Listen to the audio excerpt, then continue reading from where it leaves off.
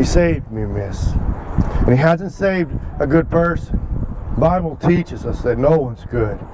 That seems to be a great misconception in our lives, in our culture. We think that we're good because we might do a few good deeds, be there for those serve days and those random acts of kindness, because we're not as bad as the person who robs a bank. We may steal a stick of bubble gum, but we don't rob banks.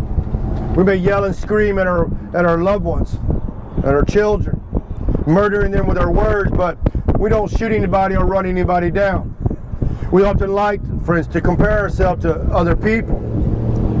And looking at other people, friends, I tell you, you don't look that bad standing next to Adolf Hitler. And you look pretty nice. You probably look pretty well. It's probably me. But stand next to Jesus, friends. Stand next to Christ.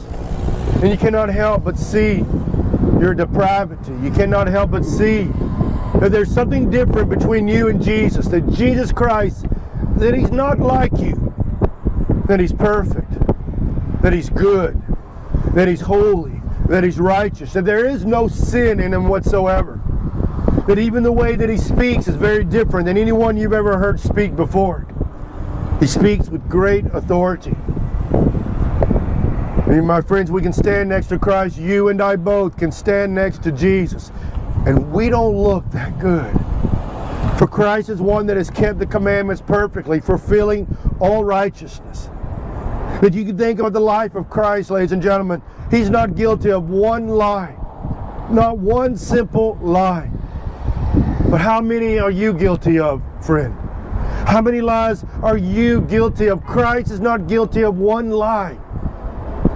But how many are you?